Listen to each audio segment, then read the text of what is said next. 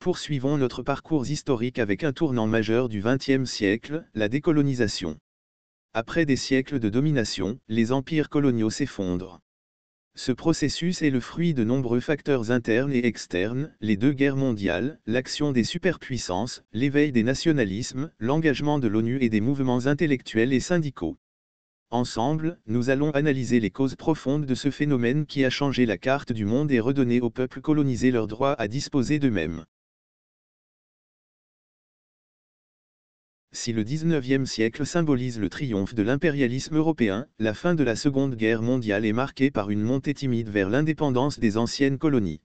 Ce phénomène, appelé décolonisation, voit l'écroulement des empires coloniaux sous le poids d'une double pression, à la fois interne et externe des colonies. La Première Guerre mondiale a un impact modeste sur la décolonisation, mais elle a fait naître un nationalisme qui sera consolidé et capitalisé pendant la Seconde Guerre mondiale. La défaite de la France en 1940 face à l'Allemagne nazie, et surtout les premières victoires du Japon, 1941 à 1942, qui occupent les colonies françaises, Indochine, britanniques, Singapour, Malaisie, Birmanie, et néerlandaises, Indonésie, portent un coup décisif au prestige des puissances coloniales. De plus, les colonies prennent conscience de leur importance dans l'évolution générale du conflit. Les métropoles ont largement fait appel à leur potentiel humain et économique pour mener leur combat contre les puissances de l'Axe. Les peuples colonisés saisissent cette occasion pour démystifier l'homme blanc, car au front, ils ont pu observer ses faiblesses telles que la peur, la pauvreté, la barbarie et la brutalité. Enfin, la propagande des Alliés contre l'hitlérisme, qui remet en cause la notion de supériorité de la race blanche, ainsi que la mise en avant du principe des droits des peuples à disposer d'eux-mêmes, principe inscrit dans la Charte de l'Atlantique à l'instigation des Américains, puis dans celle des Nations Unies, favorise l'essor des mouvements indépendantistes. Une forte pression des super-grands, les États-Unis et l'Union des républiques socialistes soviétiques, est exercée à l'égard surtout de la France et de la Grande-Bretagne. Pour des raisons différentes, ils sont anticolonialistes. Les États-Unis sont attachés aux valeurs de liberté et d'indépendance et se souviennent de leur ancien statut de colonie et de leurs engagements internationaux. Quant aux soviétiques, ils défendent des positions idéologiques, à savoir le bannissement de l'exploitation de l'homme par l'homme. Toutefois, Américains et Soviétiques voient dans la décolonisation le moyen non seulement d'affaiblir les États européens, mais également de consolider leur nouvel ordre mondial.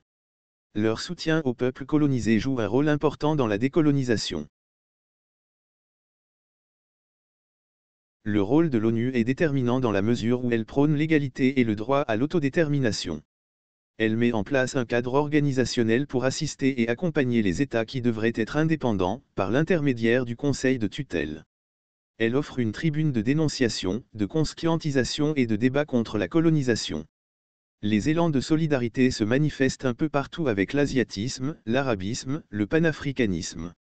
Les pays ayant accédé à l'indépendance deviennent des références pour les États encore sous tutelle, qui se lancent à leur tour dans la lutte anticolonialiste.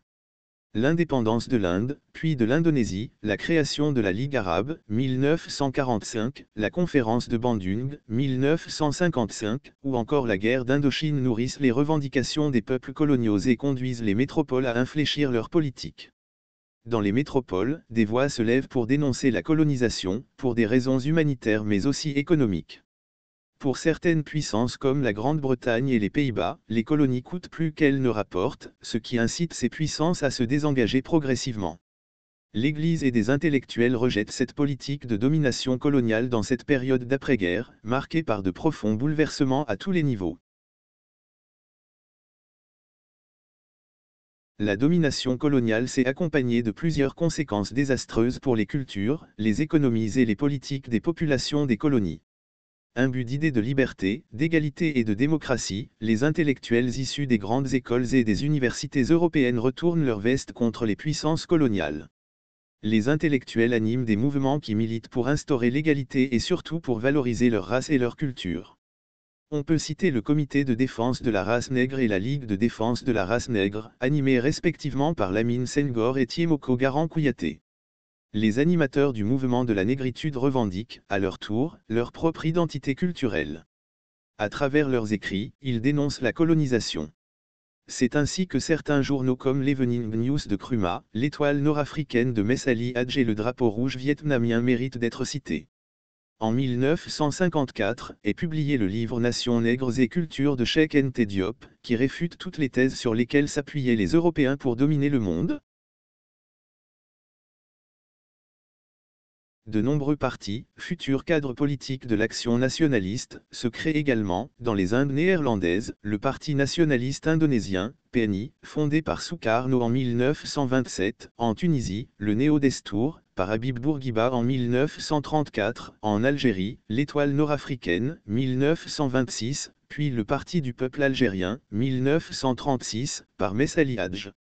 Dans le même temps, l'essor du communisme dans les colonies entraîne la fondation de nombreux partis communistes, tel celui du Vietnam par Ho Chi Minh en 1930. En Afrique noire, le RDA a joué un rôle décisif dans les mouvements de décolonisation. Les travailleurs sont la couche de la population qui subissait le plus directement les méfaits de la colonisation. Leurs actions n'étaient pas uniquement souscrites à des revendications corporatistes, ils remettaient souvent en cause le régime colonial. Ils pensaient que leur situation pourrait évoluer plus rapidement et positivement si l'indépendance était obtenue. En 1947, sous l'impulsion de Sékou Touré, est créé l'UQTAN qui a mené des actions importantes pour l'émancipation des colonies africaines.